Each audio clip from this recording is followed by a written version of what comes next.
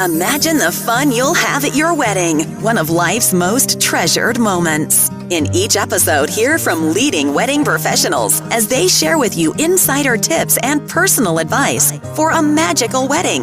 Welcome to the Indian Wedding Podcast. Here to help plan your wedding with style and grace are your hosts, Kunal and Jinal Sampat.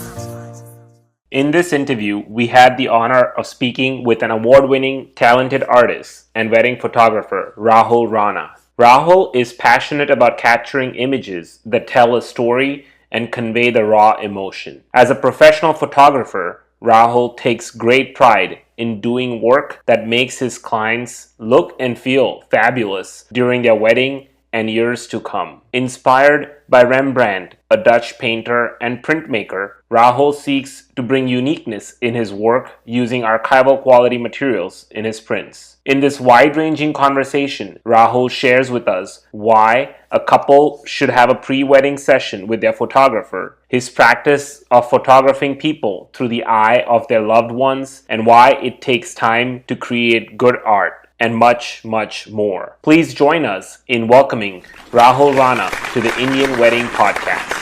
So I just want to welcome Rahul to the Indian Wedding Podcast. It's a pleasure having you on this show. So thanks for taking the time to do so. Yeah, no worries. Thanks for having me on.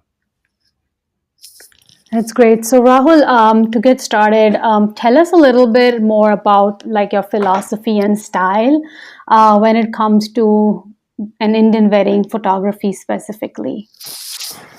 So I realized that this, I see it as your first family heirloom. It's a start of a new family. The bride and groom are getting married, and then probably having kids, and then grandkids from there on. So I like to, create images that are more timeless, and then so that it's not just for 1 year from now or for Instagram or Facebook. It's for families to look back 30 years, 40 years, 50 years, even when we pass away, to see where we came from. It'd be great to have pictures of our great-grandparents or the great-great-grandparents to see how they lived, what they wore, how their weddings were, who they hung out with. So I go with that in mind when I'm shooting a wedding. Yeah, that's beautiful. Yeah, that's a beautiful thought, before you do it. This may be the first time, brides and grooms are like hiring a wedding photographer in their life, Can you share how they should actually get started with the search to find the perfect photographer for their wedding? Well, what I would do is first, obviously, visit the websites and look at their work. The first thing, obviously, the work has to speak to you. If you don't like the work, then it's pointless going further from there. But once you like the work, then set up a time to meet with the photographer, because a lot of people forget that to create great art, it takes two people, not the couple and then the photographer himself. It's not just the photographer telling you what to do and then magically the pictures look great. Your personalities have to match. So meet with the photographer, find out whether you gel, right? So if the couple does not like my voice, for example, during the initial consult, then imagine during the wedding and I'm trying to pose the couple and try to get a romantic pose going on. And then and in their minds, they're thinking, man, I wish he stopped talking. Like, imagine what that picture would look like. You never get a romantic moment or like a funny moment or any of those things going on.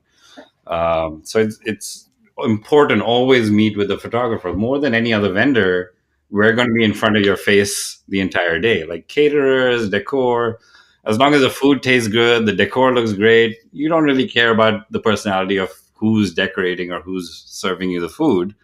But the photographer is going to be there while you're getting ready, in various stages of undress sometimes.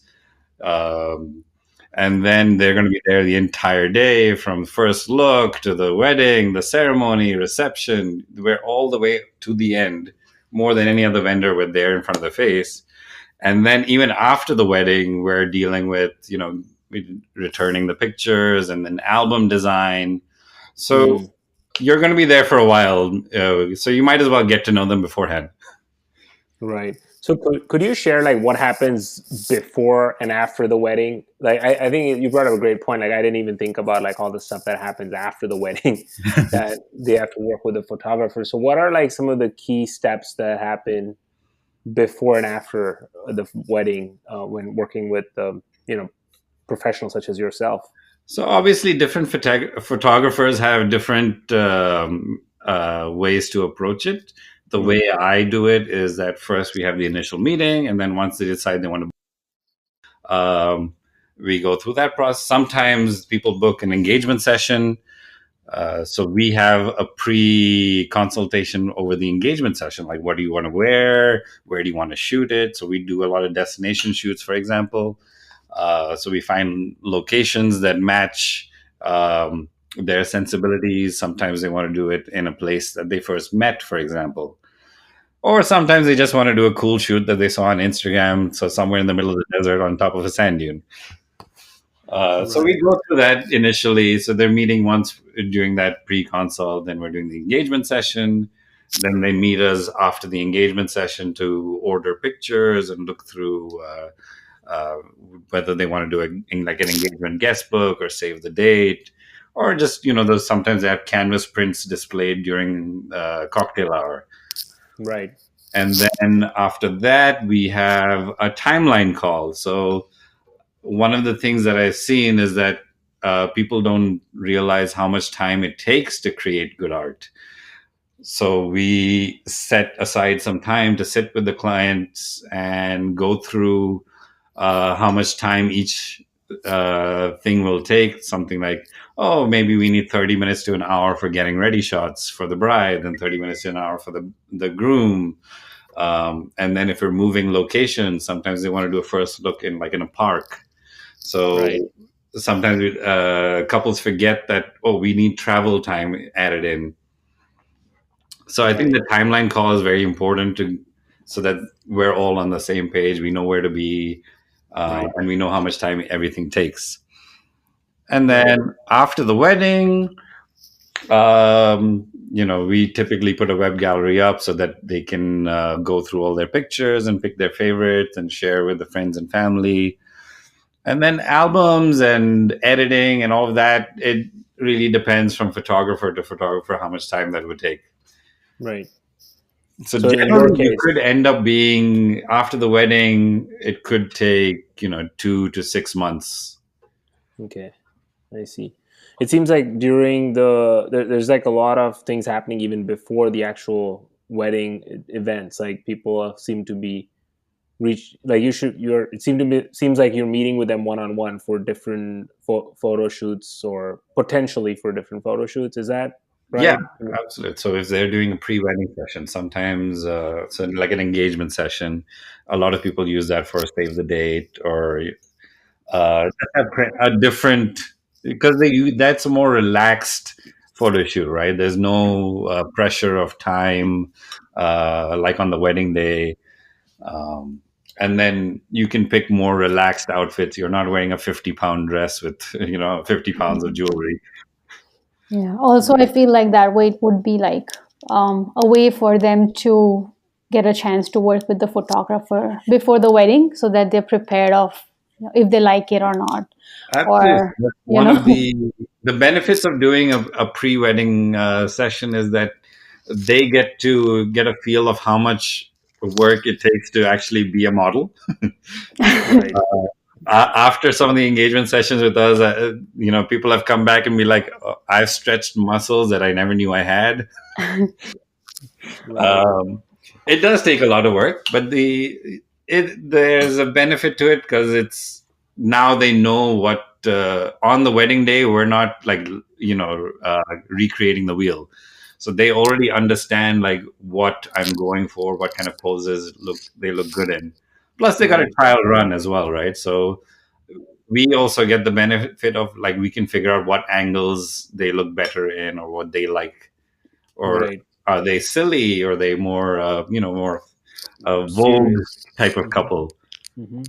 Mm, Yeah, I that's a think great great point. idea. I think that's a great tip, like to have like an engagement session or with your photographer before the wedding. It's helpful for everybody. Multiple sessions.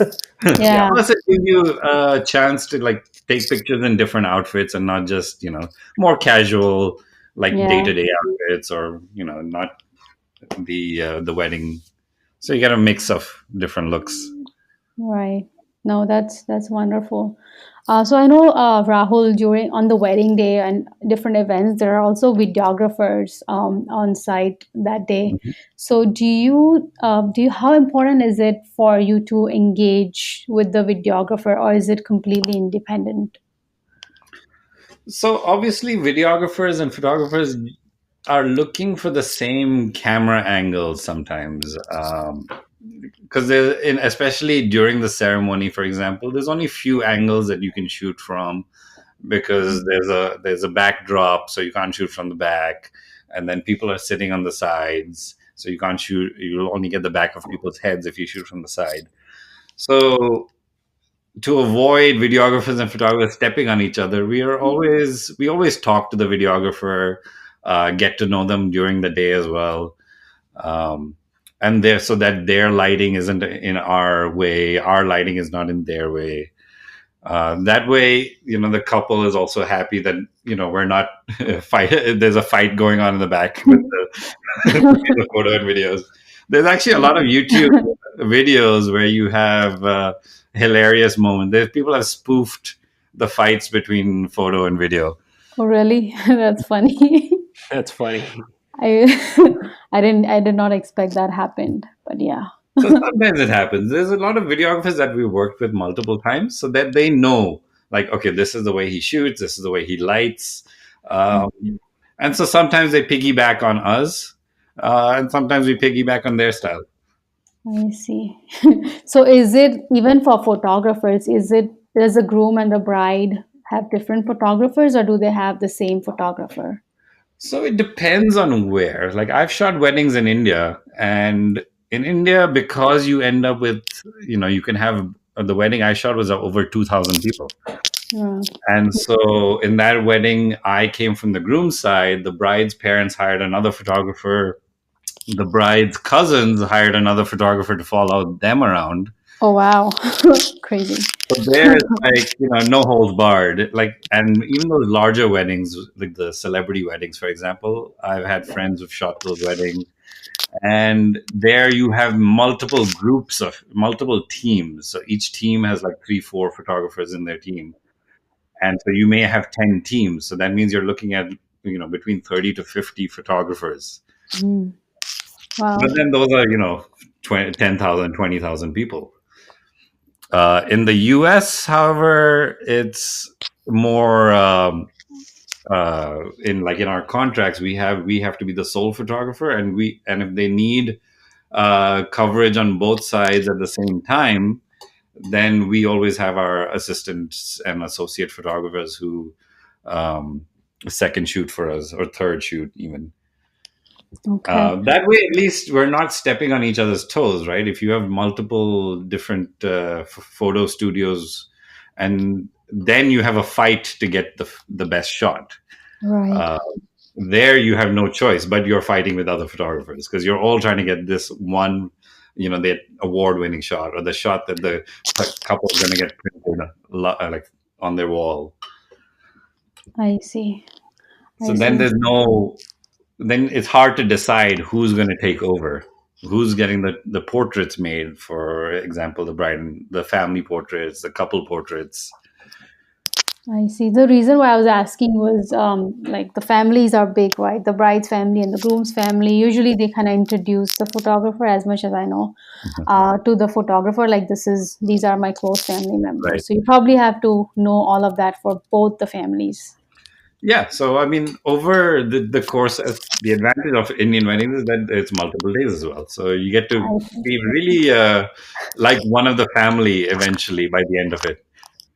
Right. You get to tune in actually and immerse yourself. Yes. No, that's cool. So couples usually are hiring a photography expert such as yourself, to capture their wedding events. How can they support the photographer to get the most out of their talent? What are some things that they should do or they shouldn't do? Each photographer has a different way of going about it. I mean, to me, to get the best pictures is typically it's the photographer's job. So I talk to the clients as much as possible to get an idea of who they are, what they like. Right? It's very hard if I try to do a very fashiony pose with a couple that has never seen themselves in that light. They're going to look at the image and be like, "This is not us," and they're not going to like that image. So as much as possible, I try to meet with them. So I guess from the couple's standpoint, as much as possible, they should meet with the photographer, and so they get to know each other. Um, and a lot of it also comes down to timing. So a lot of times we don't have enough time to get the portraits. Um, so as much as possible, if they can give but then we walk through with the couple about how much time they need. So I've never run into any issues that way. Yeah, I'm curious. How do you see the industry like evolving right now? Like, in the recent years, or like you've seen your experience, and then where do you think we'll be 10 years from now? So nowadays we look at couples that are more into the fine art look to images, that they want something different. Hmm. They don't want the standard images that their parents got. For example, look at the camera and smile. Hmm.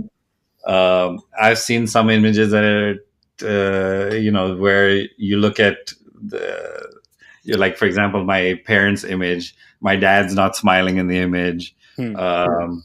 and then neither is my mom. My mom's sitting down, and my dad's hand is on her shoulder, Okay. and it looks, instead of looking like bride and groom, it looks like dad and daughter.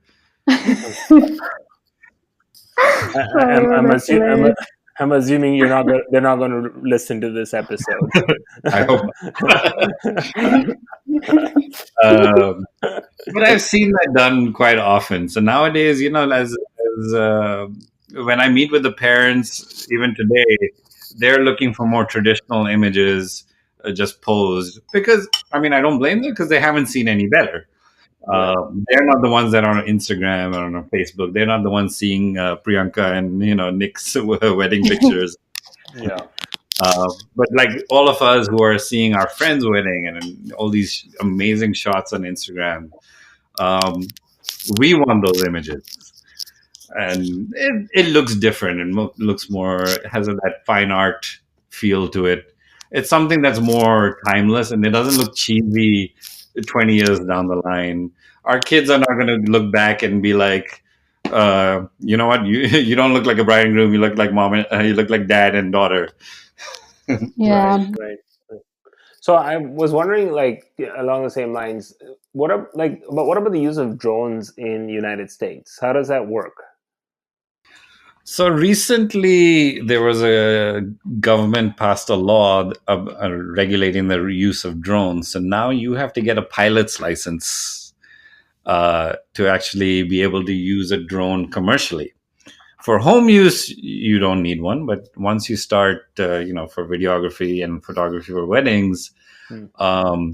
you're actually supposed to get a pilot's license, and there are restrictions on where you can use the drones. For example, I don't know exactly the distance between an airport. I believe it's 5 miles. Hmm. It could be more.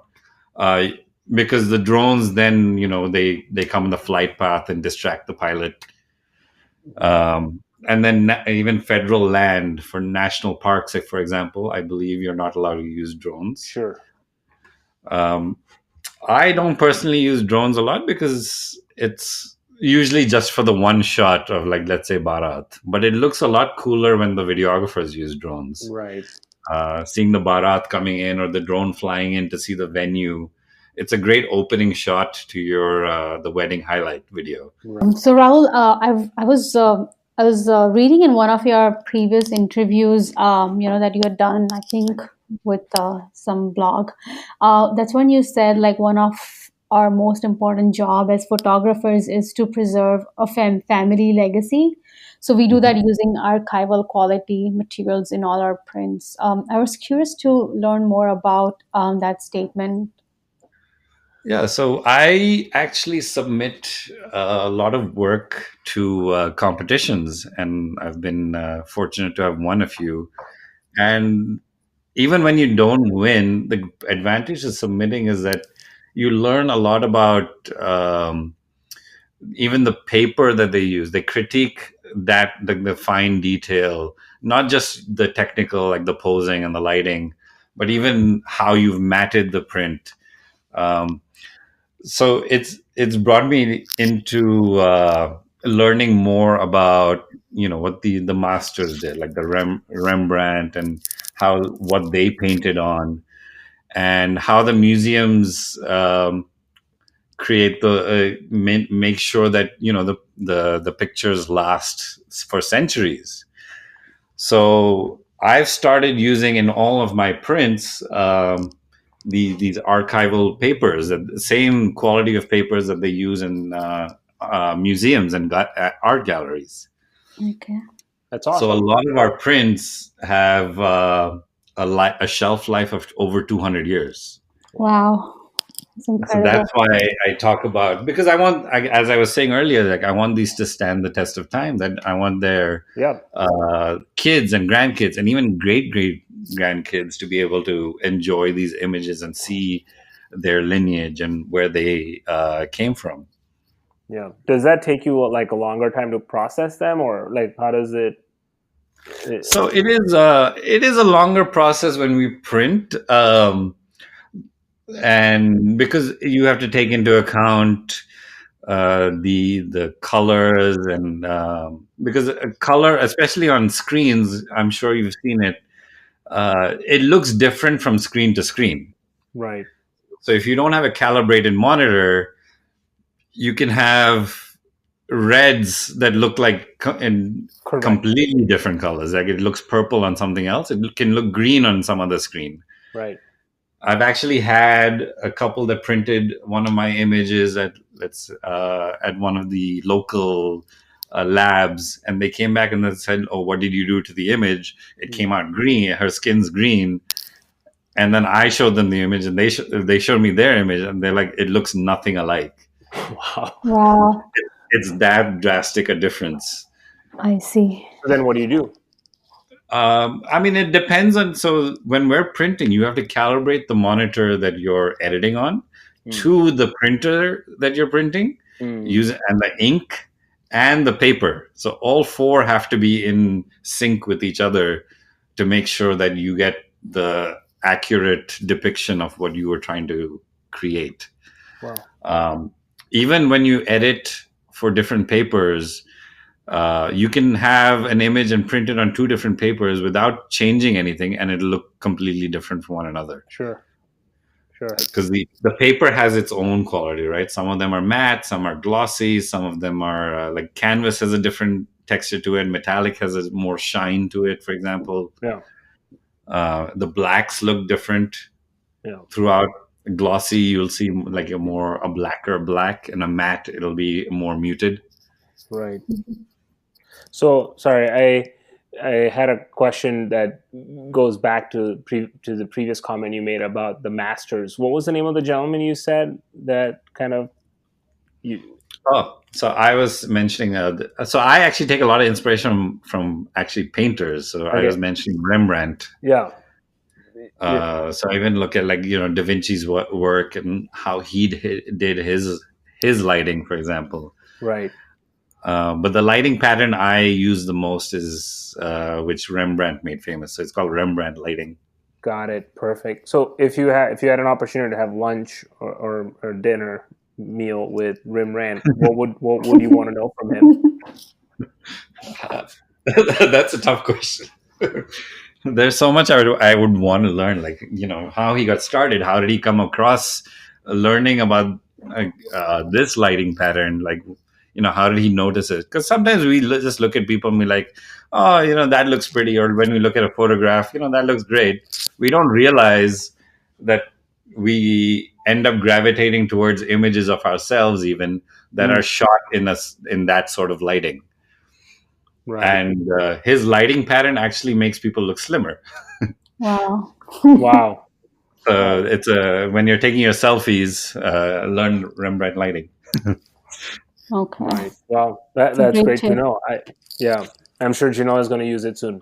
And I was almost searching. I was almost looking his work because I was curious. Such an it can be so useful for all the brides, I'm pretty sure. Is there an app that gives you those kind of photos? I'm sure that make you look slim. Yeah. Well, there's always Photoshop and the liquefy tool to make people look skinny, but Sure. people don't realize that you can actually make a lot of those, the problem areas, our insecurities disappear just by changing the type of lighting we're using, the different lighting patterns, the shape of light, the quality of light. So I'm sure you've seen, like a lot of photographers in studio using the big soft boxes or umbrellas. So each of those are light modifiers and have different quality to them, and they have served different purposes. Okay. So Interesting. it's very hard. You can't edit. There's no filter to that. And I believe in getting it right in camera because I grew up shooting with film, and you don't have multiple takes. You only have certain amount of shots per film, Right. per roll, and so you have to get it right in camera. So, and it's easier to like walk over and move the water bottle and adjust the pose. It takes 10 seconds to do that. If you try to do all of that in Photoshop, it could take you hours. Right. So I think what I'm hearing you say is there's if there's like a bride or a groom that are slightly bigger in size, there's ways for you to play with lighting to make them look awesome. Absolutely. I mean, it's about bringing out, I forgot which photographer had said this, but it's about capturing the soul. Like a photographer,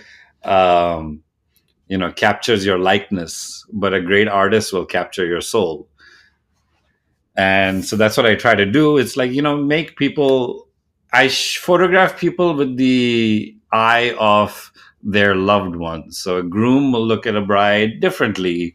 The father of the bride, the mother of the bride will look at the bride differently. So I try to think of how they would see even the groom. Let's not just pick on the bride. Right. Sure.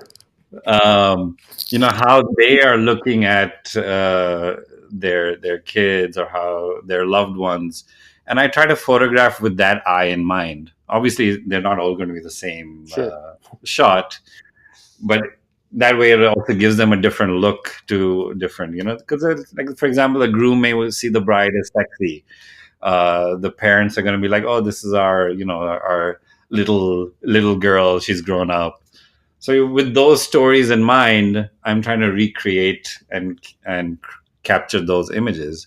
So with lighting and a little bit of posing and a direction, you want to get out that emotion and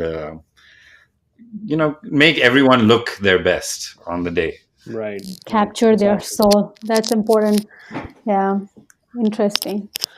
Yeah, that was really cool. So I mean, besides from the portrait photography that everyone wants to do, how do you make sure that most of the important moments from the wedding are captured? Because there are many things happening at once. So how do you ensure all the things have been taken care of? So that's the advantage of being able to create the timeline before anybody else does, even before the wedding planner gets to it. Right. Like I know where to be and what to do at every single point of the day, and obviously there's random things happen during the day as well, which you can't predict. But through experience, you can anticipate the moments when they're going to happen. Right? For example. during speeches, if the groomsmen come up to give a speech, they're going to say something embarrassing about the groom. So to look for that reaction. And let's say the mother of the bride is giving a speech in front of all these people for the first time. The bride is probably going to cry. The dad normally has this, proud look on his face. So you're in tune looking for those expressions and emotions that are going to happen. And that's the advantage of having shot so many weddings and so many years. It's like once you have that experience for waiting for that moment. I see. Yeah. And then sometimes as well, when people aren't in the perfect light or you don't have the right lens on. I've also learned how to recreate that expression. If I want to make the bride cry, I know what to say to make her cry now. I know it's bad to say, but Yeah. But if you want that, that more like a longing moment, or if you want the groom to look a certain way at the bride, since most people we shoot are not actors or models, they haven't done this before. It's up to the photographer to bring it out of them. Yeah. And it's the same thing when you're directing a film. The director is telling the actor and actress what he expects from the scene and what the mood is. Right. And it's the same thing as a photographer. It's your job to figure out, here's the lighting. It's a dark, moody sort of lighting. You can't do a happy, fun picture. You want it to be more, let's say, romantic. So then you have to create that mood and the look and the expression using the hands. And then depending on what you tell them, then you get that shot that wins you awards and which is more memorable. Yeah, that's awesome. So I know we're running close to the end of our interview, and I wanted to ask if there was anything else we should have asked you that we didn't. I don't know. You want to share something that you think bride and groom should know, will benefit from? Sure. I think one of the biggest things I've seen is in India back in the day, basically you had all your family members around you to help plan your wedding, and you didn't need a wedding planner as much. But I feel like nowadays, because we live in different cities, our families are scattered not just around the States but around the world. It's very hard to coordinate. So I feel like a wedding planner, or at least a wedding day coordinator, makes a massive difference and eases the burden on the couple. I know it depends on the budget of their wedding, and sometimes a lot of people can't add the cost in of a wedding planner, but it makes the day run a lot smoother. Even as vendors, it's helpful to have a point of contact. Like sometimes we want it's ready, it's time for the family to do a photo shoot, but we don't know where everybody else is. So the wedding planner is the one that runs around and finds these, rather than having the bride and groom have other things to worry about on the day off, like getting married. Yeah. Right. So I would definitely recommend always having a wedding planner, or at least a day off coordinator who's responsible for keeping a track of when the vendors are, or where they need to be, telling them where to go, that kind of stuff. Yeah, because you as a photographer don't want to disturb the bride and the groom on their wedding day and sometimes we can't even contact them because the phone they obviously don't have the phone on them, especially. Yeah, correct. Yeah. So sometimes it's easier for us to get the coordinator and be like, hey, we're ready for the first look. Bring them down. We're meeting here. And then even other stuff during the day off, right? It's like I know a big problem is usually during cocktail hour, to move people from cocktail hour in the bars into the reception hall and get them seated to get the reception started. If there's no wedding planner, usually that just it starts drifting on. Yeah. This And you don't want your guests or your family members to even be running around and like finding you stuff and finding vendors, and you want them to enjoy the day as well. Yep, absolutely. And before we wrap up, I have one more question. What were the awards that you said you won? I was curious.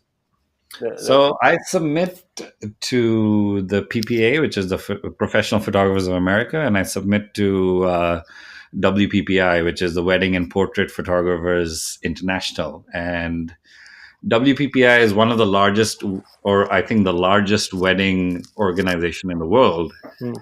And so they have a print competition every year. And it's actually at the end of February this year. So I was actually working on it right now. Well, yeah. Must be late your time right now. It's almost like 11. Yeah, it's an all-nighter. Wow. But the amount of detail that they go into, so they actually judge the prints in front of you, in front of everyone. And it's all anonymous, so they don't know who they're judging. They just judge based on the image that's put in front of them. Right. And but it's an incredible learning experience. It toughens you because I've had images that have been trashed. Sometimes they're, I think that, they're one of my best work, and I submit it in front of them, and they're like, "Yeah, this is terrible. The lighting is off. This is off," and I'm like, it makes you want to quit sometimes. Sure. But you learn so much. Like they're not doing it to be mean. They're doing it to improve the standards in photography. Right. And so the amount of detail, they look at minor things like hands, right? So now one of my pet peeves when I look at a photograph is you have this romantic pose, like a kissing picture between the bride and groom, and then the groom's hand is in his pocket. And just imagine that picture for a second. Like, how romantic is it with the groom's hand in his pocket? Right. And so they're looking at minor details like that, which make or break your image to go from award-winning to, just a standard image. Right. And so it improves you as an artist, and it can, improve you as a human as well. Yeah. Yep. That's awesome. I love it. So I don't think I have any other questions. I think this was quite, I learned quite a bit from you just talking through your process and how high of a bar you set for yourself, and which in turn I'm sure reflects in the couples that you work with. So thanks for doing the awesome work and being on the show today. Thank you so much. Thank you for having me on. Thank you. Yeah. Thank you for listening to the Indian Wedding Podcast. For more exclusive time and money-saving tips, head over to sampatjewelers.com/podcast.